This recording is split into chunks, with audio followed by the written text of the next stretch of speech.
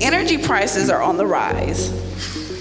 People are increasingly aware of climate change issues, and as consumers, they are looking to they're looking for ways to cut their costs and increase their energy independence. Tonight, we will focus on two key areas that directly affect consumers, who are our neighbors as well as our clients. These areas are the availability of electric vehicle charging stations and the installation of solar panels. So it is especially meaningful that we are here tonight with this distinguished panel of experts to help us explore these issues, better educate us on the opportunities that the future could hold, and help explore some possible approaches for communities and HOAs. Let me take a few minutes to introduce our panel. I'm gonna move that just a bit.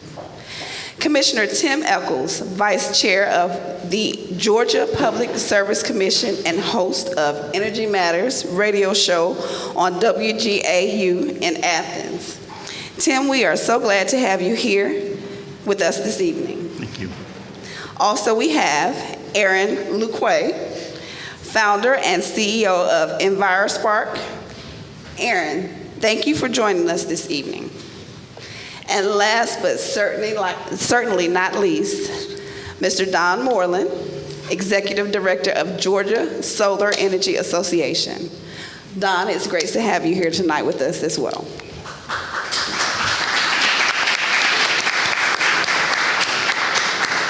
As you can see, we have a broad array of expertise here, which is a very good thing, as this issue has a lot of facets. I would like to begin with a question for you all in turn, and then we'll be directing some specific questions to each of you. But certainly, all of you are welcome to provide additional feedback on any question throughout the panel. And I'm going to sit as we get into the panel discussion.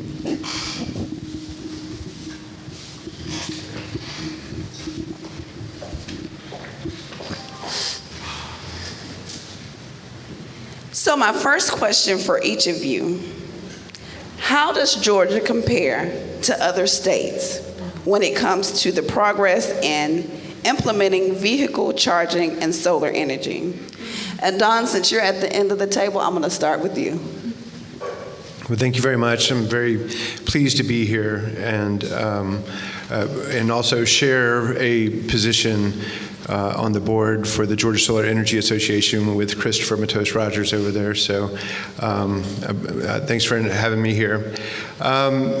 Georgia is doing pretty well when you compare Georgia with other states in the country as far as solar is concerned.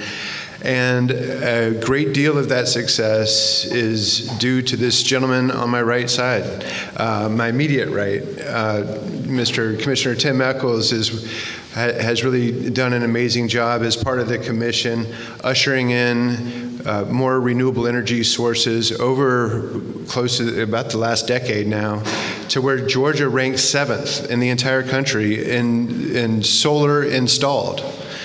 And I see some reactions out there. That's a little surprising, and that might be because you don't see a lot of the solar that's installed in Georgia. It's mostly, I'd say about 97% of it is utility scale solar. So the Georgia Power and the Commission, they've been able to implement a ton of utility scale solar without putting upward pressure on rates. And I don't want to steal any more of your thunder, Commissioner, but they've really done a tremendous job. Where we're lacking, however, is with what we call rooftop solar. And that might be why you're kind of surprised, because you don't see a lot of rooftop solar unless you're in certain particular areas of the city. And it all comes down to policy choices that are made by our elected officials, policy choices that are made by the folks at the Public Service Commission, In fact, we rank pretty terribly. We're about 46th in the country when it comes to rooftop solar. So there's a lot of room for improvement there. There's no reason why the benefits of solar can't be democratized so we can all benefit from solar rather than just a few. Thank you. Commissioner, I'm going to let you go last. Aaron. Oh, all right. How's the mic? It's good? All right, well, just quick background, I guess. I'm Aaron Luque, founder, CEO of EnviroSpark. We're a turnkey provider for electric vehicle charging infrastructure. So we're a national builder of EV infrastructure networks. We've built the national networks for Tesla, Volta, Volkswagen, the big names. But bringing it back to Georgia, which is where our roots are and where we got started. What's so exciting to me is all of the, I'm just going to have to echo all the work that Commissioner Echols has done and our partnership with Georgia Power, having a great utility, have really put Georgia on the map in terms of promoting electrification in the state, in the transportation industry. And so, we've built these national networks. We've probably done 6,000 installations to date, but 2,600 of those are right here in Georgia. And none of that would have been possible without partnerships with Georgia Power and funding that was enabled through the Public Service Commission. So, we wouldn't be on the map and we wouldn't have the electrification and the electric vehicle adoption that we have here in the state without these programs. And they're only improving. And they're only getting better, and it's actually bringing, what we're starting to realize now is it's bringing all sorts of benefits, not just your, the kind of typical, EVs, yeah, great, it's hippies will be happy, it's helping the environment, but there's so much more benefit to that, like the economic benefits, and I'm sure we'll get into a lot of that tonight, but really excited to be here, and thanks so much for having me. Absolutely. Now you see why I saved the commissioner for last. Commissioner? Beauty is in the eye of the beholder, and I think, Don, in 2010 when I got elected, some people thought solar panels were ugly, right?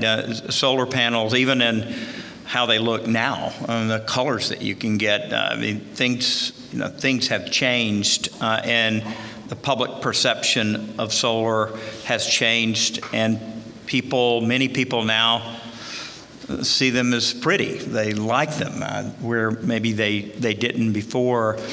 I remember when we did our first big solarized program down on Tybee Island. And there were about 600 people who applied to get solar there, but only about 60, I think, that actually did it. Because, as this was happening, I learned a lot through this. The house was facing the wrong way. It was under one of those beautiful oak trees. They had bad credit. The roof was in poor condition.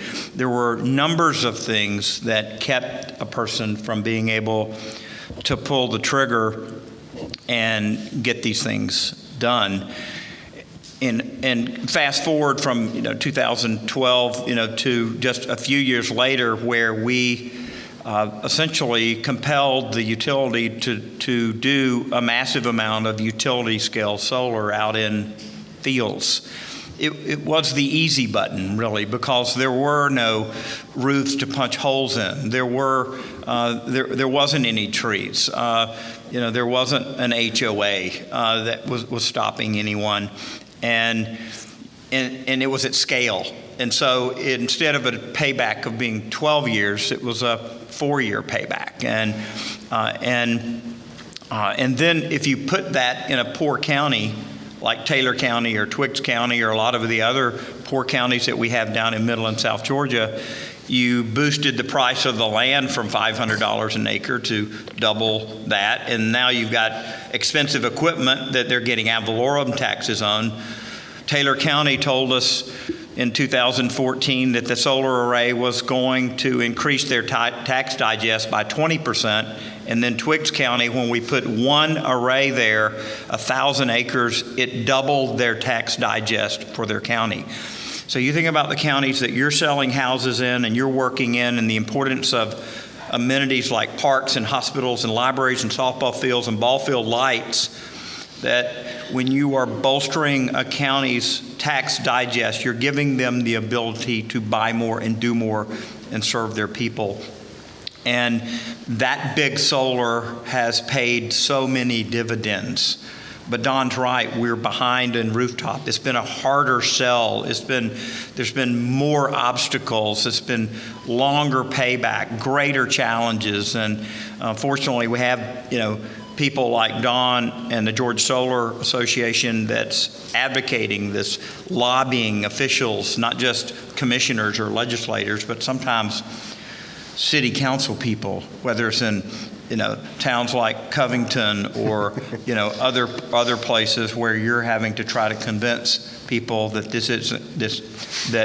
that a positive attitude, positive zoning, positive payback for solar is not going to ruin their community. Thank you. Another question for each of you. Are you seeing an increase of the number of homeowners who want to adopt these energy solutions? And if so, in your experience, why? And Aaron, I'm going to start with you. Sure. Well, it's just, we're obviously seeing an increase, and it's just a natural function that goes along with the proliferation of electric cars as a reliable means of transportation. It's been really exciting to see all of that growth, because I remember, kind of when we got started, Tesla just opened a showroom here in Atlanta. Well, it was up in Marietta, and they weren't moving a whole lot of vehicles at the time, but I would go up there and I'd beg them, hey, if somebody buys a Tesla, can I go to their house and put a charger in their house? That's kind of how we got started. And now it's just, that was it when vehicles adoption for electric cars was less than 1%. That number is growing very, very quickly, both in Georgia and just nationally. And it's directly related to kind of the cost of the vehicles coming down, the reliability of the vehicles, the range, and then people also just becoming aware of a lot of the benefits that come along with electric cars. I do think there's something for everybody. There is a pretty cool, the environmental piece, but I think what people don't realize, it's not just some just kind of nebulous concept of this is environmentally helpful. If you think about it in real terms and how it impacts our city, there's a very real statistical correlation between respiratory illness and death that's directly related to air quality.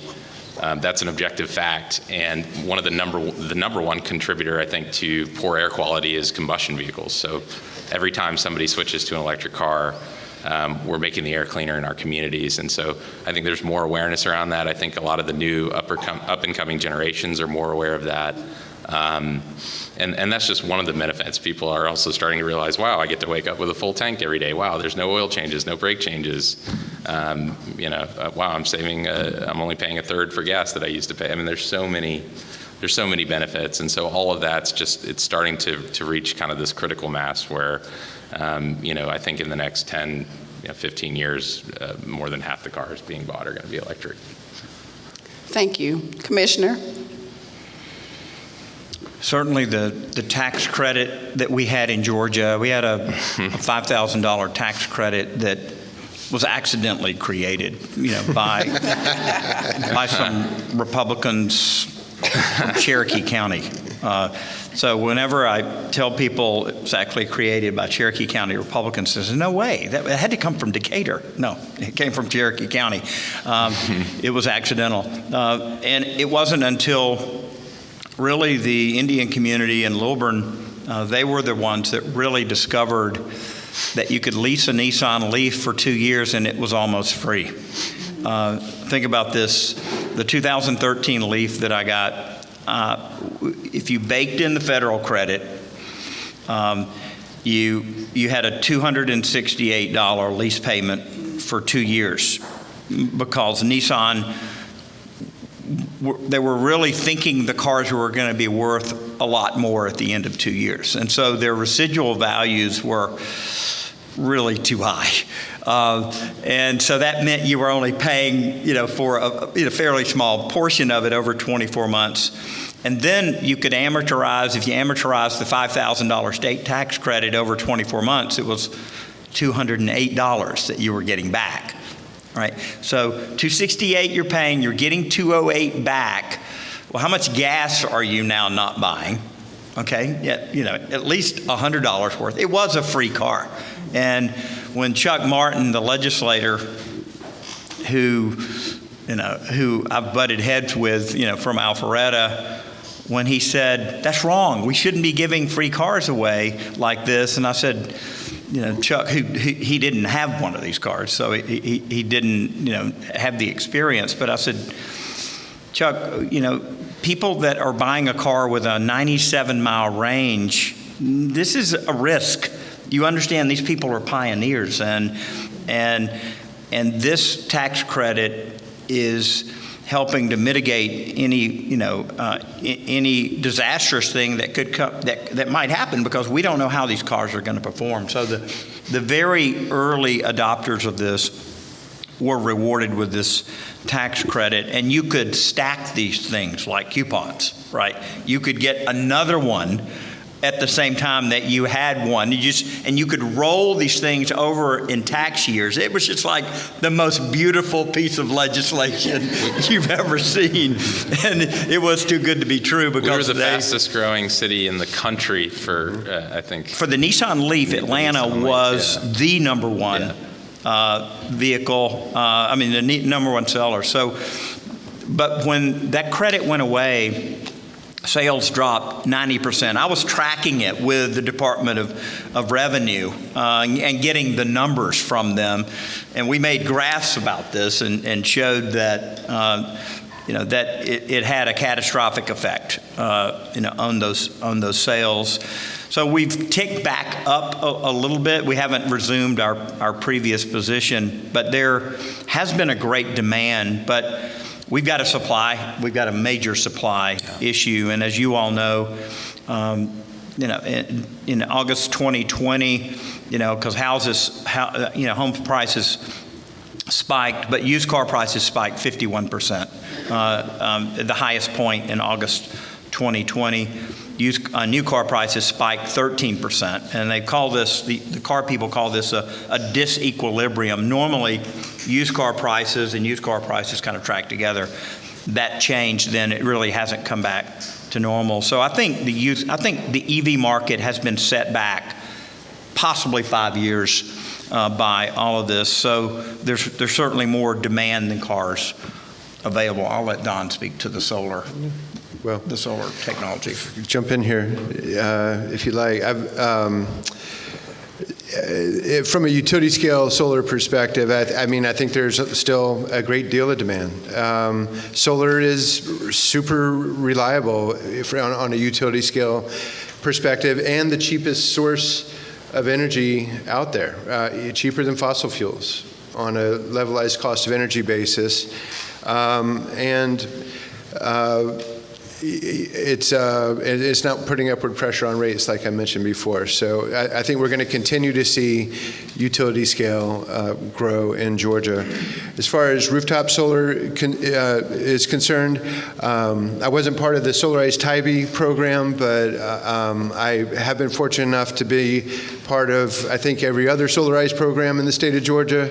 You can really kind of see the demand and how it ebbs and flows during those programs. And we did see a peak in demand in 2019 when the Public Service Commission approved a pilot program for something called monthly netting. And monthly netting was an opportunity where if you're generating more electricity on your house than you're using, then you can sell that back to the utility and get a higher compensation rate for it than what they were paying you before. That program ran out. It capped out pretty quickly, but we're still seeing people wanting to go solar, and the reasons for that are many. Is that my time? Is that my timer? Okay. I'll move on. All right. That one for you. And I've been surveying different folks. I even did a little survey tonight. Energy costs are going up. Let's face it. Utility costs are going up around 3% a year. Georgia Power is asking for another 12% raise in the rate case going on now, and we haven't even brought in Plant Vogtle 3 and 4 yet. So rates are going up. Solar is a great way to control increasing rate costs. So people are turning to solar as a way to control their energy costs. People do it for the environment. I don't want to get into a political discussion tonight on climate change, but a lot of people feel that we're getting down to the end game when it comes to the environment, and they want to do their part. And if they can do it in a way where they can save money and do it for less than a cost, that they can get electricity from the utility, generate their own electricity on their own property, clean and renewable electricity, then why not? Solar also helps increase property values, and I can get into that maybe a little bit later. But there's a whole myriad of reasons why people are still going solar despite not getting the value for the energy that they send back to the grid, not getting what that energy is actually worth. So, and I think we're going to continue to see rooftop solar grow in Georgia. Thank you. Now, this is a question from one of our registrants. Gets right to the heart of the issue as it relates to homeowners associations. And they asked, can HOAs legally stop individuals from getting solar energy? Yes. I'll just go ahead and chime in on that one. In Georgia, yes. I was doing a little bit of research before I came down because I wanted to really kind of get a larger perspective on solar and homeowners associations, but I learned that there are 370,000 homeowners associations in this country that account for 40 million homes. Think about that. That is crazy.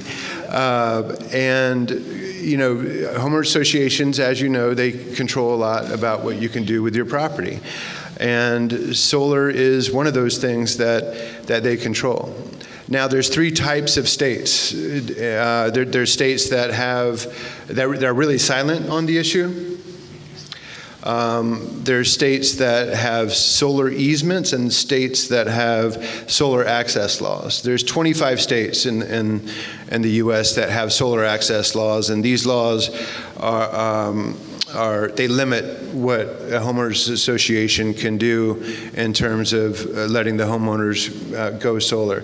The barn door isn't just wide open, though. The homeowners association and the architectural control committees, they can still control certain things, and they would like to avoid the solar being on the front of the home, on the street facing if they can, but the solar access laws will balance that by saying, well, if the front of the house is the best place to put the solar, then, and there's really no other place to put it, and if it's going to cost more to put it somewhere else, or if you're going to lose 10% efficiency, which is the rule in California, by putting it on the back of the house rather than the front of the house, then you can put it on the front of the house.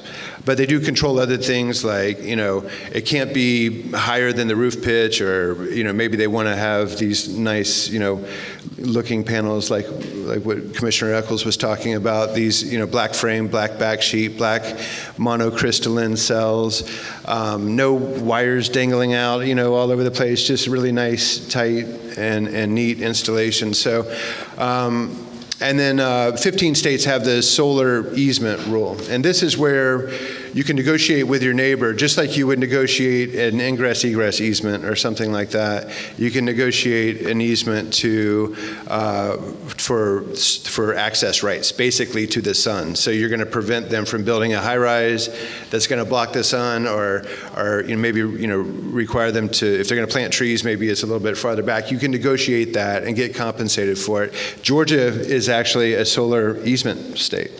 That's where we fall in that whole kind of paradigm of the different ways that states are treating this issue. Thank you, Don. That's a good segue to another question from a registrant. Is there legislation in the works that would prevent or invalidate restrictive covenants, rules, and regulations that block homeowners' abilities to install sustainable equipment. And Commissioner, I'll give that one to you. Actually, I'd like to start with Don on that because he does work with the legislature more, and then I can give you a commission perspective. Sure. Perfect. Let me, while he's teeing that up, let me just say that, homeowners associations are political jurisdictions. They're the smallest political jurisdictions. Any of you a member of your homeowners association? Okay, a lot of you. So congratulations, you're an elected official. Doesn't it feel good? Is anybody lobbying you? Well,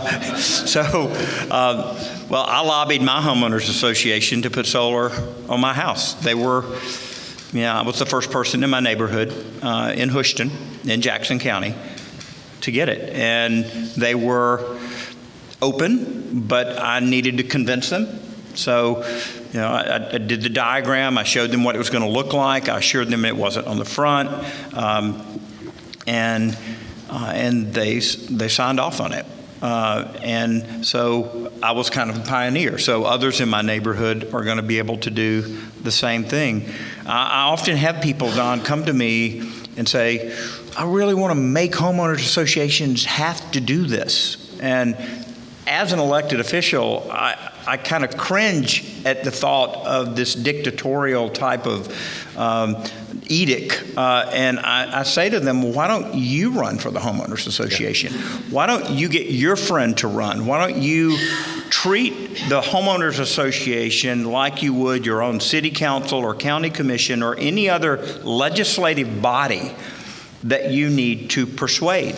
So if you've been a jerk in your neighborhood and you fought them about paint, and you fought them about, ornamental stuff in your front yard, and you fought them about this and that, and then you come to them and want solar, hey, don't be surprised if they may, pick on you, mm-hmm. Right? And so I think people often violate these unspoken political rules as they try to persuade elected officials, and thinking that I can just snap my fingers with an elected official and make something happen.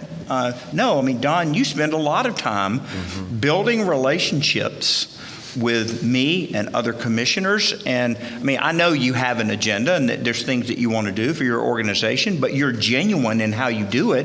And we have a cordial relationship, more than cordial. We're friends. And I look to you for advice and trust you with with the information that you're providing to me. And with homeowners associations, it can be the same thing. You could become a trusted person on your homeowners association, or a trusted person in your neighborhood to give counsel and advice. Especially if you've got some expertise about electric vehicle charging or solar. Mm-hmm. Yeah. And that's really the way that you have to go about doing it. If you're in a neighborhood with a homeowners association that is silent on solar, or that's just not real clear what the rules are, it's all going to come down to that board and the Architectural Control Committee, and that's when you really got to kind of kick in those grassroots skills that you may have had in high school or something. But talk to your neighbors, get folks to sign a petition, lobby the board, talk to the Architectural Control Committee. When you get a contractor, they're going to give you all the information that you need and the homeowner association needs to make a decision. But then it's up to you to really, to get it to that point. Now, with that said, a lot of us have moved into neighborhoods with homeowners associations many years ago, and a lot has changed since then. So you may have moved into a homeowner association that it doesn't allow solar at all. For one reason or another. But that could have been 10, 15 years ago. That could have been when electricity rates were cheaper, or maybe when climate change wasn't such a big deal, or for a whole myriad of reasons.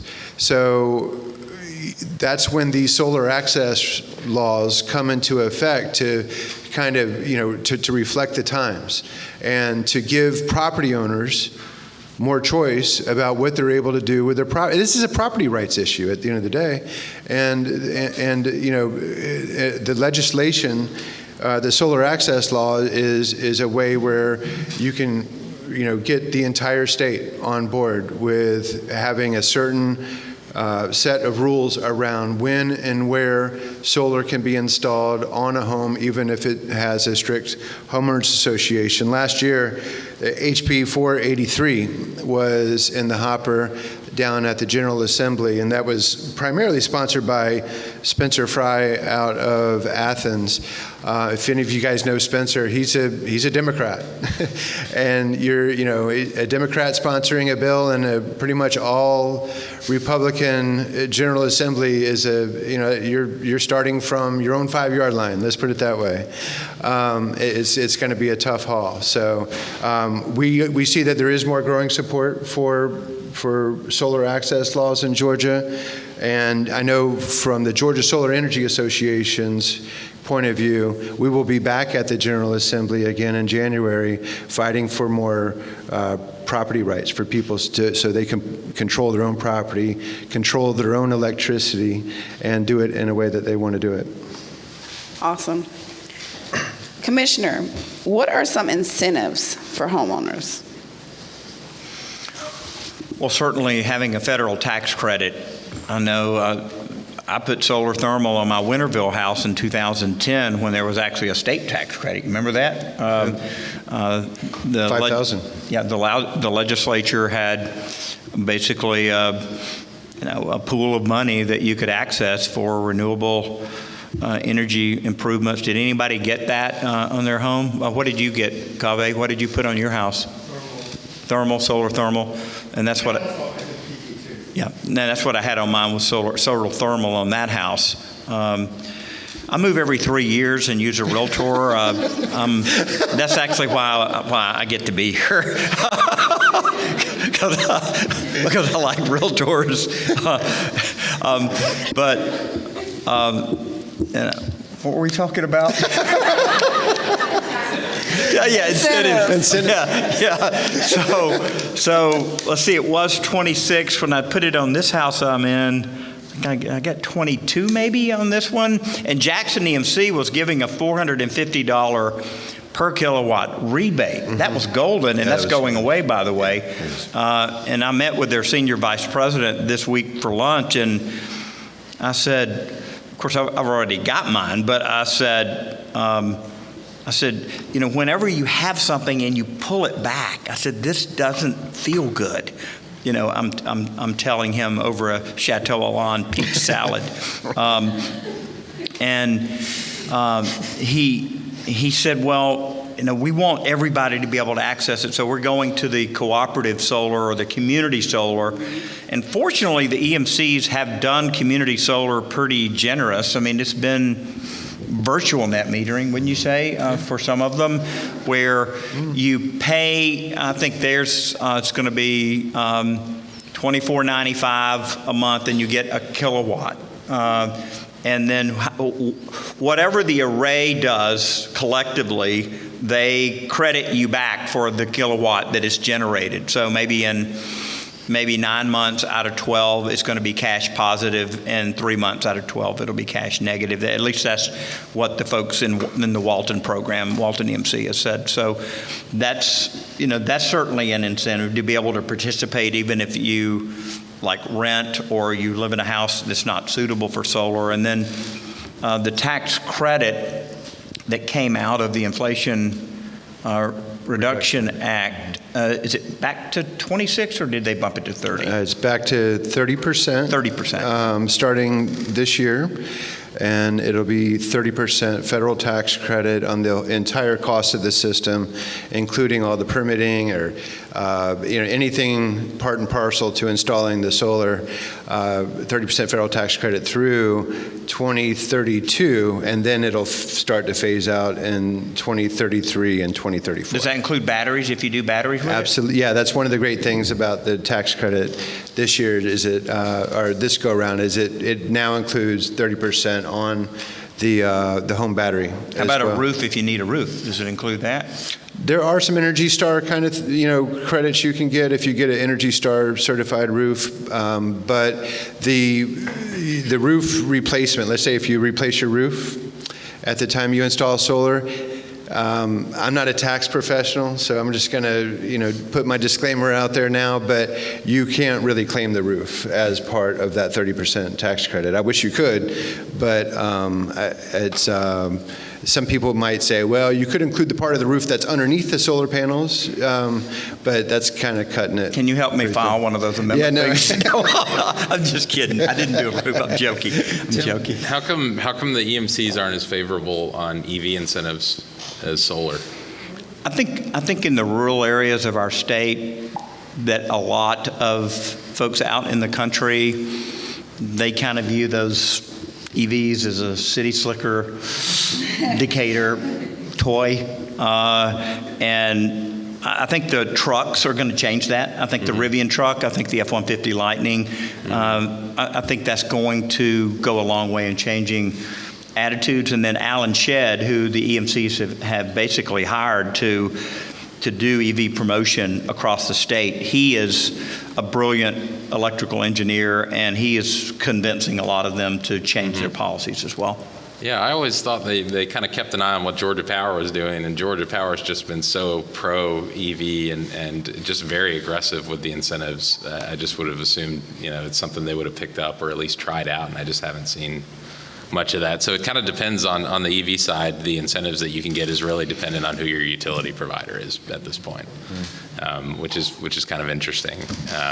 So if you're in Georgia Power lines, you can get a nice little benefit, a very friendly, healthy bump if you want to get an electric car and install a charger. But if you have Jackson, Walton, Greystone, you're more or less out of luck. I think EMC just started something, but it really just depends on your utility provider. What's the new federal tax credit for EVs in the IRA? Yeah, so they have replenished. Oh, I'll let you. No, go ahead. No, By all means. Yeah, so they've replenished that pool of money, changing the rules a little bit, right? So up to 80,000. Go ahead. No, it's fine. Well, it's been interesting even with the way that it's worked in the past, because what they do is they'll retroactively make it. So then we have to go back and tell our customers, hey, you're eligible for this. I know we installed this for you 2 years ago or a year ago, and now you're eligible, because they've made some of those credits retroactive. But we've got a whole team that kind of literally just keeps an eye on the federal landscape, and then if something comes up that's going to benefit somebody, whether it's our up-and-coming customers or our previous customers that could benefit, we have to go back and email or reach out to every single customer. But I think this one was like that too, though, wasn't it? Retroactive, it upped the amount, but it's 30%, right? I actually don't know what the most recent one is with the Biden. I think they restored it to $7,500. $7,500, right, per car, no state tax credit, but well, on the vehicle, and then also there's the used car credit right. too. Yeah, so now if you buy a used electric car, you can actually get a tax credit, not just, but which I think is really cool, because it kind of opens up that used car market and makes EVs a lot more accessible to kind of that second-hand buyer. It's not just people buying new cars anymore. So I was at the Southern Automotive Conference a couple weeks ago, and their presenter said that the average price of an EV was $66,500, and that only 19% of the people shop in that market, right? So these cars are fairly, not available to a big segment of the population, and until that changes, you're not going to see mass uptake on these cars. And a lot of the used cars are, the problem with a used EV is that the older ones have poor range, right? Like my 2015 Leaf that I have has a new battery, and it still only has a 97-mile range, right? So I cannot drive that car to Savannah. It's really just a Metro Atlanta car, and a lot of people can't afford to have a Metro Atlanta car and then another car. Right. That's the same problem. Yeah, unless you're a two-car household or something, you have the one gas car and the one That's a electric great car. idea. But you could get, I mean, yeah, you used to be able to buy a used Leaf for, $5,000 or something like that. And as long as, you were driving less than 80 miles a day, it was actually really economical.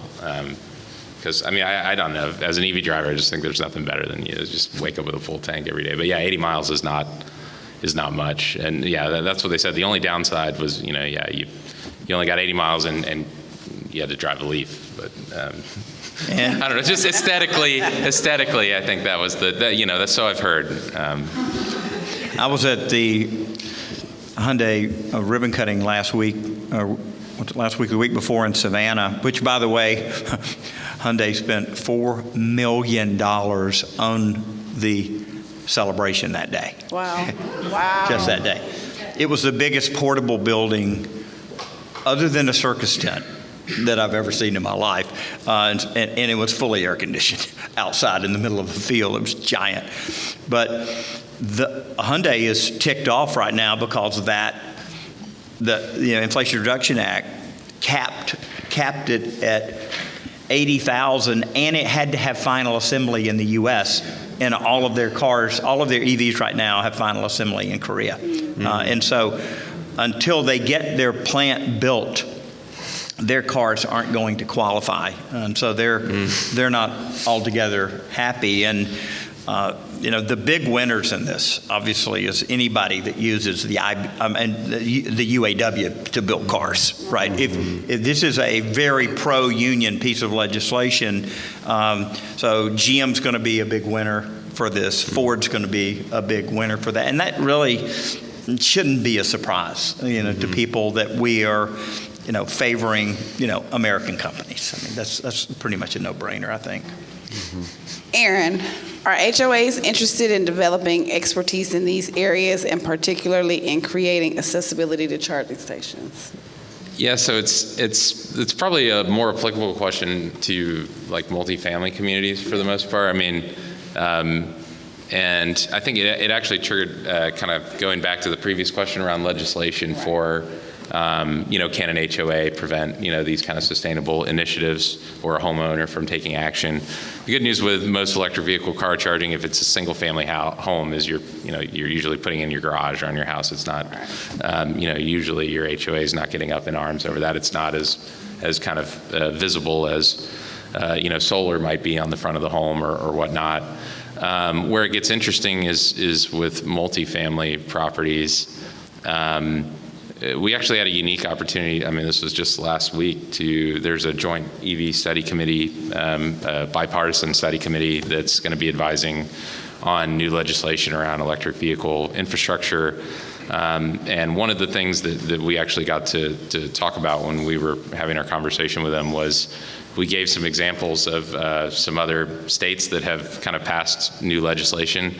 And one of them was California, and they actually have in their policy that an HOA cannot prevent somebody from being able to install an EV charger, and whether that's single family or like in a multifamily environment. But where it gets really interesting is the power piece of that, because there's usually limited power in a multifamily environment. If you have 100 residents with 100 parking spaces and you have a panel out there that can maybe support 8 chargers, you got to get real creative in how you approach a solution. Either only 8 people get it, and the 9th guy's got to pay Georgia Power $30,000 to bring in new power, or we've got to figure out how to help that person get a charger. But the other piece is just getting the approval from the HOA. But to some of the points that were made earlier, it is a value add to a community. The other thing that we've had a lot of success with when you have limited powers, if there is a visitor location or something like that, a lot of times we can have kind of a community charging location within a community where multiple people can share a station, because most people are filling up maybe every 2 weeks, once a week, every other week, and so one dual station can support maybe 20 drivers, something like that, because they're only filling up periodically. But by doing that and even having one area with 1 or 2 stations, and we've seen this time and time again, it opens up the possibility of electric vehicle ownership to every single resident in that community. And it's something that a lot of communities get excited about. It's really cool and rewarding for us to see, the growth of an electric vehicle population within a given community that we're working with. Just by the virtue of having one station there that people can share. Now, there does come a point when there's maybe too many people sharing, and then it becomes not as fun for them again. But just by having that one station, we get one driver, somebody sees them, hey, what you got there? Everybody that has an electric car loves it. They're telling other people about it, and then all of a sudden you got more drivers. And that's kind of the only way for people that live in a multifamily property to kind of, at least most feasibly own an electric car, because nobody wants to go sit at the mall for 45 minutes once a week. Right. and fill up, which a lot of these communities were doing. Like the residents, the couple of residents at some of these that had an electric car would have to go drive over to Atlantic Station once a week or Lenox Mall or whatever. And then when we got that station, now all of a sudden they come home, it's a long day at work, plug in, wake up with a full tank in the morning. And so we've gotten a really positive response from the communities that we've worked with to kind of. I was at Lenox the other day. Wendy and I went to the Georgia Broadcasters Conference, walked down to anthropology for our, whenever I'm close by there, she's got to go in that store. So we walked to anthropology, and I had some lasagna at Maggiano's, which I have to go to. But every non-Tesla charger at Lenox was iced by a non-electric car. Mm-hmm. I took a picture of it and sent it to the EVgo executive in California and said, every one of your chargers here, are unusable because there are other cars, non-electric cars, that are blocking these. And that's a real stress. That's a real stress thing, isn't it? When you've got to have a charge, and you get there and there's an F-150, blocking it, and you don't know when they're coming out. It's heartbreaking, actually. if you're pulling in with 5 miles left of range somewhere, and you're like, oh, thank goodness, you look on PlugShare, you look on your nav, you find a charger, and you go, oh, thank goodness, there's somewhere within range, and you go to plug in, and then there's a big truck and blocking the spot. I heard somebody who said they actually they park their car like sideways and block that guy in and pull the plug all the way to the car, and Oh, wow. That's a different kind of road rage that you're going to experience. They're going to prevent me from trying. I'm going to prevent them from getting out. Can you see this F-150 guy coming out, crawling up in that four-wheel drive truck, and I've got him blocked in with a Nissan Leaf? Yeah. No, that's when you talk him into getting an electric car. Yeah, right. I'm running to anthropology. Well, Don, that is a challenge. It is. It sounds like a big challenge. Don, I'll ask you the same question in regard to solar. And I know we talked a little bit about, how homeowners can, legally block embracing solar. But do you see more homeowners associations embracing solar power? I do, yeah. Your newer homeowners associations will include provisions for solar in their covenants and restrictions, and a lot of times they are pretty permissive. It's really when it gets to be that street facing installation or that application is kind of where the rubber meets the road, because that can in the eyes of the Architectural Control Committee, that could possibly compromise the integrity of and the look and feel of the whole neighborhood. So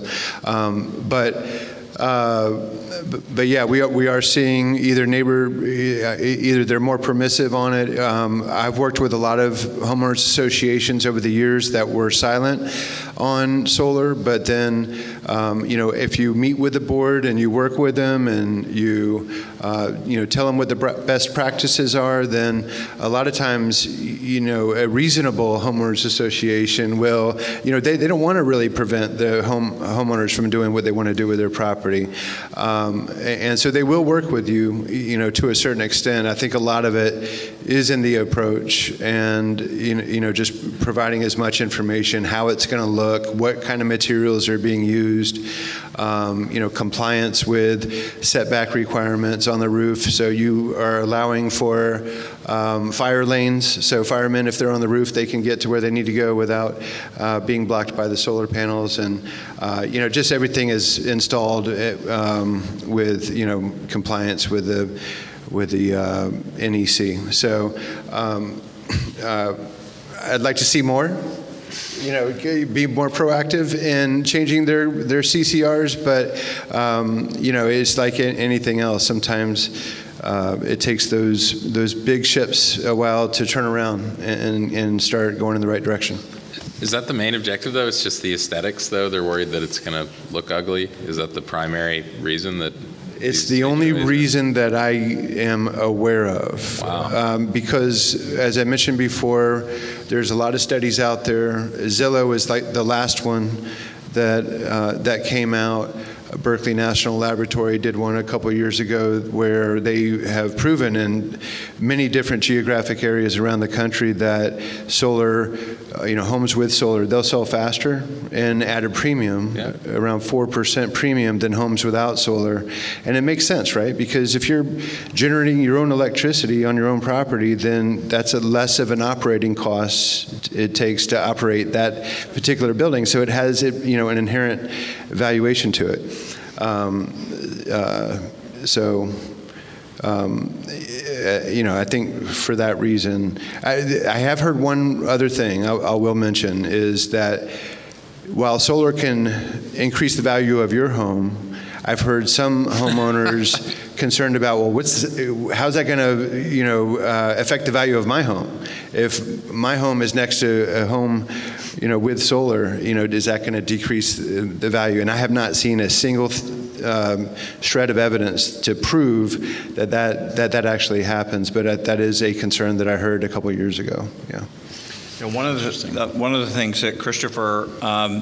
Where are you at, Christopher? That Christopher and I talked about on my radio show was, the Green Realtor certification and the importance of just helping your clients, understand what kind of solar is on this house. If you're taking them around, what kind of solar, do you know it's working? It's kind of like, remember those old home intercom systems in those 70s?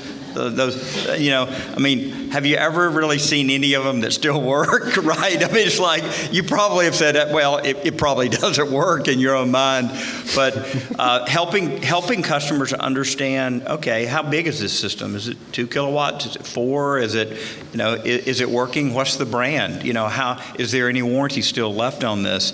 Just some basic things, I think, that's made Christopher, really valuable when it comes to being able to communicate to customers about either electric vehicles or solar, because he knows about both of them.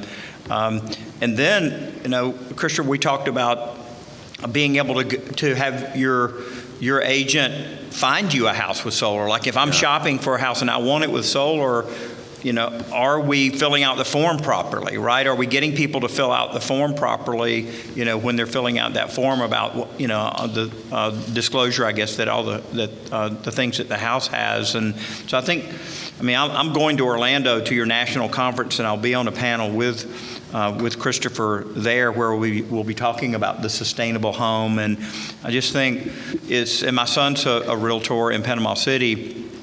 I just think it's to your benefit to know more, because if you got a customer that has an EV or has solar and you know something about that, it's going to impress them, right? Because so many don't. If you're able to talk that lingo, then they're going to be impressed, and that may be the difference, of them using you and not using you as a buying agent or something. Who knows?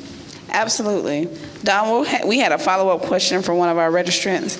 How do you determine which solar programs are legitimate and which might be scams?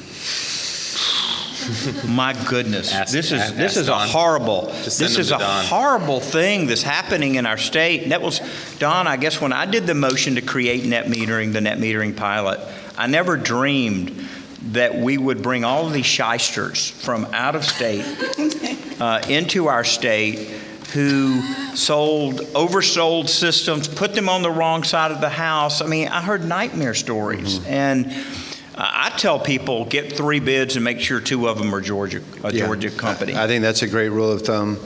There are, if you've ever Googled solar, then you know what she's talking about. Your social media feed and your email inbox is jam-packed with solicitations, and a lot of these solicitations are simply, disinformation. They're telling you things that either aren't true or are exaggerating the truth, and or they're just skipping over, main parts of, an important part of what's, going solar.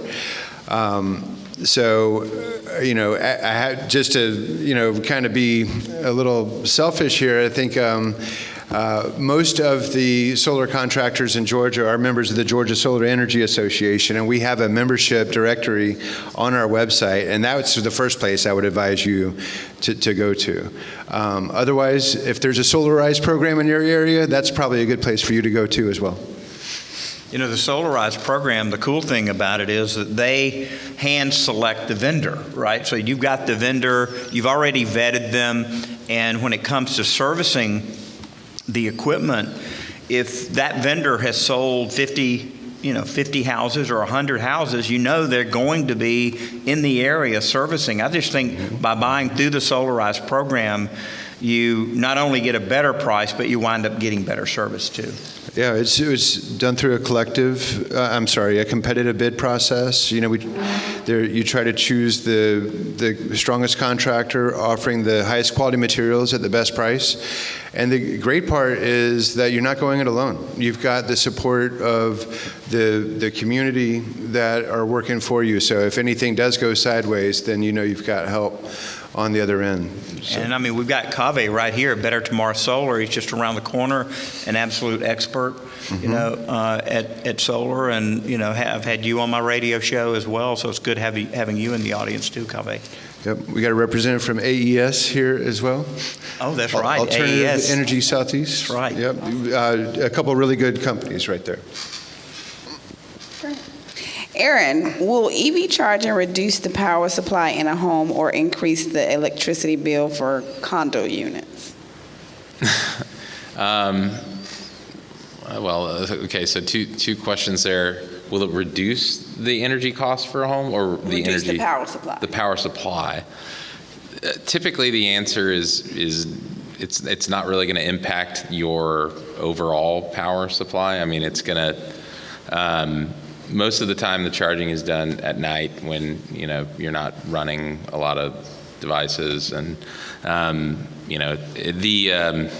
you can also set your vehicle a lot of times, or even some of the chargers. You can time them to turn on during certain hours, but typically, and there's also equipment that will you can limit the amount of power. But when we go out, if we're looking at a residential home, so if we're looking at somebody's interested in getting an electric car, or they've just purchased an electric car, made a reservation, want to have a charging station put in, one of our electricians will go out to their house and look at the setup and make sure we're not going to put an undue burden on the and we have to file a permit with the jurisdiction, so we have to do load calculations and things like that. Everything has to be in order. It gets inspected, so it's not going to put any kind of undue strain or overload the system. But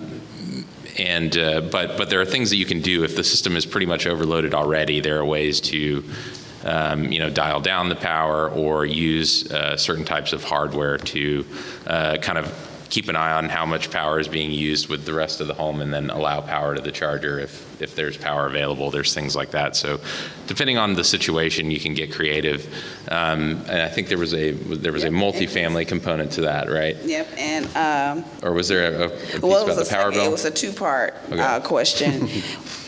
With the power supply reduction as well as the increase on the electricity bill. Yeah, so I think what people don't realize is how little it actually adds to the bill. I've kind of challenged pretty much all of our customers. I'm like, if you can tell a difference on your power bill, let me know. Nobody's taking me up on it. I'm sure maybe somebody's done that. They just haven't told me about it, but it's pretty nominal because I think it comes out to like, what is it, 70, maybe it adds 70 cents for every hour that you're charging. And the chargers aren't adding any, they're not adding anything to your power bill when you are, if the car's full, like even if it's plugged in, it's not drawing any power. Right. If the car's not plugged in, it's not drawing any power. So literally the only time that you're actually adding to your cost at home.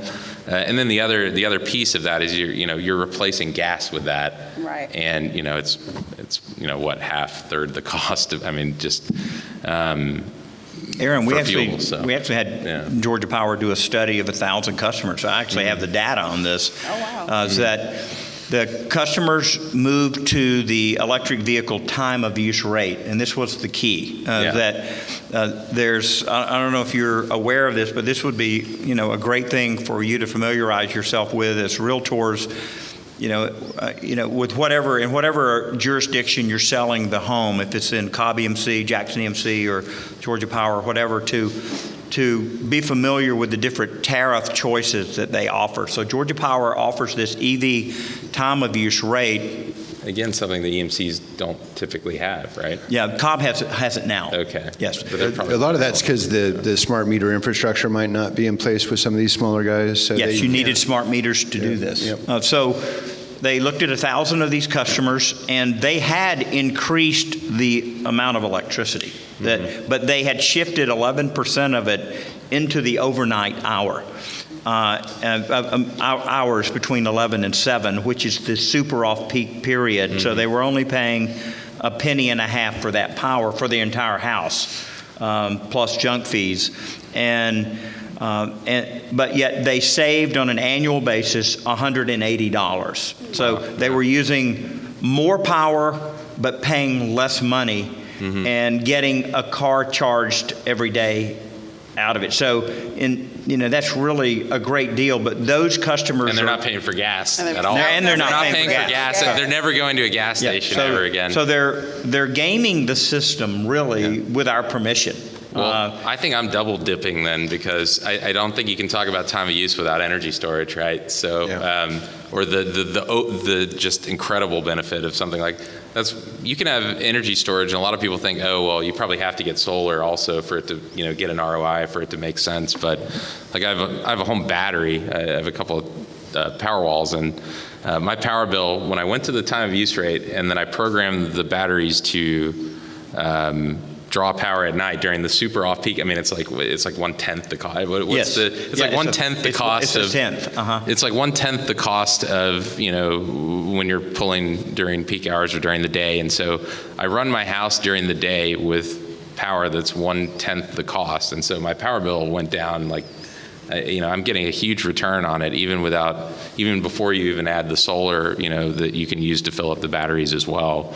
But it's pretty incredible when you can use those types, but not every utility has those programs available. So I hope that becomes more available over time. But by the way, Aaron said 70 cents an hour, and I have a level 2 charger at my house, so it's a 48 amp, and it takes 8 hours to charge it. And so that comes to $5.60 to charge to fill up your tank. When's the last time you filled up your gas tank for $5.60? Not a bad deal. And that's what I'm saying. So and I fill up once a week. So that $5.60 is maybe 4 times a month. Okay. And But if you work at some place like Chick-fil-A or Cox Automotive, or where they give free charging at work, then you don't even charge at home at all, right? You just use the employer's electricity with their permission and save even more. Yeah. We've seen that used as a draw or an amenity for workplace benefits or like hospitality. So like somebody like me who drives an electric car, I'm on the road all the time. Like I won't stay at a hotel that doesn't have a charging station.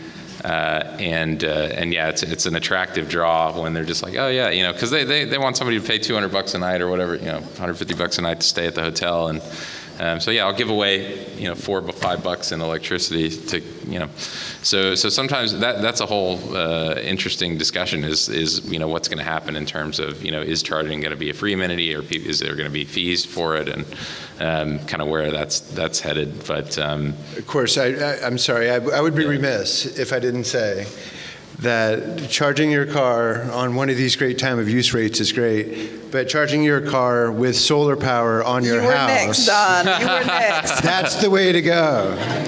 I charge. Yeah. I plug my car in at 10 o'clock, and I'm charging my car instead of sending that energy back to the utility. I'm charging my car with sun, with clean energy, and so I'm driving on sunshine, and I sing that song all the time. I always get the words wrong, but no, but they go hand in hand. If you have an electric vehicle, you want to have solar, you want to charge it with clean electricity, and it just closes the loop, and it feels absolutely fantastic. But is it necessary do you recommend that you store that solar power? Is a battery necessary? Well, we can get into a deeper conversation on that. If you have a utility that actually gives you the value for the electricity that it's worth, something around the retail rate, then you don't really need a battery. But if they're only going to pay you, 3 cents where they charge you 12 cents. Are there utilities though? Then you want a battery, because that'll help. And instead of sending that energy back to the utility at such a cheap rate, you can store it yourself and use it later. Yeah. And think about this: if you're on the time of use rate, and you're in that expensive period from 2 to 7 p.m. Monday through Friday, if you are not buying power from the utility, if you're pulling it out of your battery or you're pulling it out of your solar array, you're actually paying yourself whatever that rate is. So that could be 20 cents a kilowatt that you're paying yourself. And so there are ways to beat the system without net metering, but it usually involves some kind of battery. Yep. Mm-hmm. And coming from just a different angle, and Commissioner, you talked a little bit about it earlier. What are some things that we as realtors can do to educate the public and raise awareness around these issues? My son, who's a new realtor, and he knows a little about solar, and he drives one of those Dodge 3500 with one of those giant mufflers on it, because he pulled his A Dodge Charger? Yeah, it's not a Charger. It's just one of those big trucks. So he kind of mocks some of my stuff a little bit. He's a smart aleck's son, in the Coast Guard, and now a real estate agent. But I think if you learn the language like we talked about before, and then obviously, sales. If you're sitting down with a customer and they happen to mention climate change, or they've got a sea turtle sticker on their notebook, or if you can tell this customer is very interested in environmental things, that would be, lead you to ask, hey, are you interested in a home with any renewable features like solar or electric vehicle charger? Just go ahead and ask them that up front, so that you can take them to the home that they're going to really want. So I think just getting to know your potential customer is a good idea. Great advice. I'd like to ask each of you this question. What do you see as the trajectory of adoption and implementation over the next 1 to 2 years? Aaron, we'll start with you. The adoption of charging infrastructure, electric cars themselves. You can speak on both. Okay. Well, and this is specific to Georgia. Okay, so what I think is really compelling about Georgia and what's been exciting to be a part of. So a lot of the work that we do is here in Georgia. It's a big focus of ours. We've always wanted to make Georgia like a beacon for electrification and promote electric vehicle adoption here.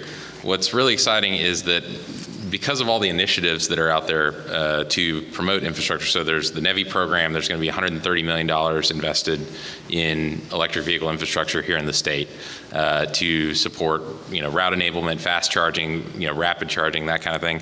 There's the Georgia Power Make Ready program that, is it going to be renewed? It is? Definitely. It's official? Well, it's not official. Well, but all right, you heard it first, guys. It's going to be renewed. I mean, it was 50 million. It's going to be. all right, there you go. So $50 million from Georgia Power. You heard it right here. I just found out myself, but that's really exciting. But these types of initiatives, what they do is, I mean, the main barrier to electric vehicle adoption, well, really anywhere, if you have the means, you know about the different benefits, and one of those speaks to you, and it's something you're interested in and want to do. There's still always this latent fear that, hey, I'm going to get stuck somewhere. I'm not going to be able to charge my car. Range anxiety, and so maybe I don't have enough to get to where I want to go, or go visit people when I want to travel. So. Our mission as an organization has always been to get as many chargers out there and visible and accessible so that every time somebody sees one of those, they're a little more comfortable with the idea of getting an electric car. And maybe there's also the chance they bump into somebody getting in or out of one and they ask them, hey, what do you think about that? Because everybody that has them loves them. But with all these great programs coming down the line, and that's also, it's not just state and utility. I mean, the federal government, and I guess they're pushing the states to do this, but they're doing their own programs as well. With they're electrifying all the federal buildings and things like that. So. I mean, we're involved in electrifying every federal building in the southeastern United States is going to have EV charging because they're looking at converting their fleets and having EV available to employees, things like that. So, with the proliferation of the stations themselves, that alone is going to then further enhance the actual adoption of electric cars. But even beyond that, every major manufacturer is committed to going electric by whether it's 2025, 2030, depending on who they are. It's interesting to me. I mean, even like Mercedes, BMW, these guys are not even developing a combustion car anymore. Like there's zero R&D on combustion cars. And so, VW, Volvo, everybody's kind of made this commitment, and now, the big American manufacturers are seeing the success of things like the F-150 Lightning. So, I mean, it's coming, but I think it will come faster because of the infrastructure that enables that. And if we can fix the supply issue that Commissioner Echols was talking about earlier, because there's a lot of people that have a lot of reservations that don't have cars yet, that are excited. It's like. Russian roulette or whatever the metaphor is, but I know people who have put in 6, 7 different reservations because it's like $100 on this car and that, and then they want an EV. They just want whichever one comes to them first, and so it's. I think we're going to see a lot more once the supply issue gets fixed and once the infrastructure gets built out a little bit more, and once we have charging where people live, especially in the multifamily space, because that's so much of our population. I'm a little more pessimistic, I guess. I mean, I've had 6 EVs, so I do love them, but I just feel like that it's going to be a lot slower.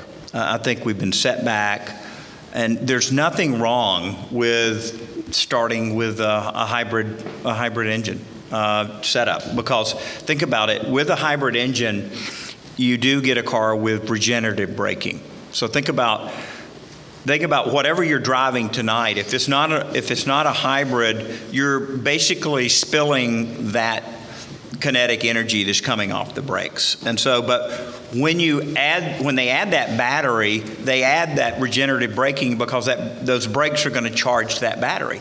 And so, in some ways, you're being a better steward of the resource.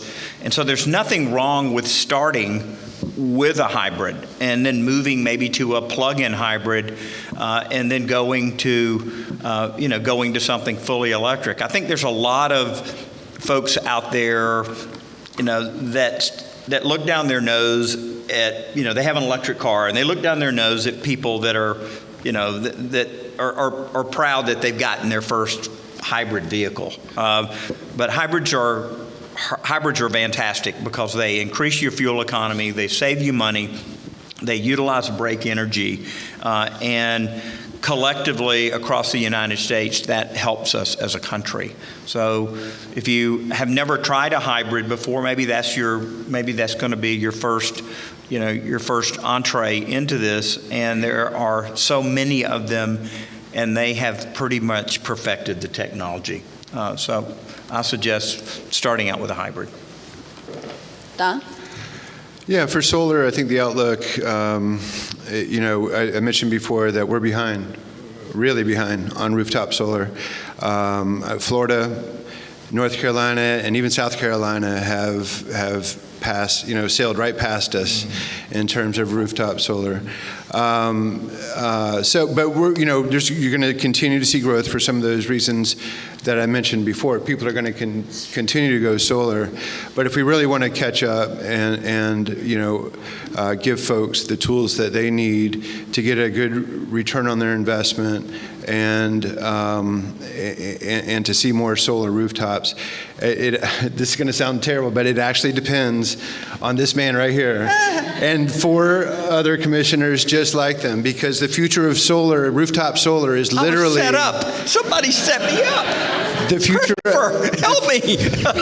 The future of solar is literally in your hands. Rooftop solar is in your hands for the next 3 years. So, hope you give it great care and consideration, Commissioner. I feel much more confident about that make-ready money than I do about getting you more net metering. The momentum's going against us. I hate to just spill my guts in front of all these people, but I'm just not optimistic. You saw what happened to me when I did the motion on July 21st. Yeah, by the way, Commissioner Echols has been in favor of rooftop solar. He's the one that initiated that pilot program in 2019. He put a motion out there earlier this year for another 75,000 customers that failed by one vote. It got kicked to the current proceeding now. And I'm a little bit more optimistic about this proceeding. My take is that your colleagues wanted to take a more holistic, long-term view of net metering in Georgia, and hopefully they'll listen to some of us and what we have to say, and we'll get to somewhere in the middle. Well, I'd like to thank all of you. Thank you to this dynamic panel. If everybody can give them a hand clap.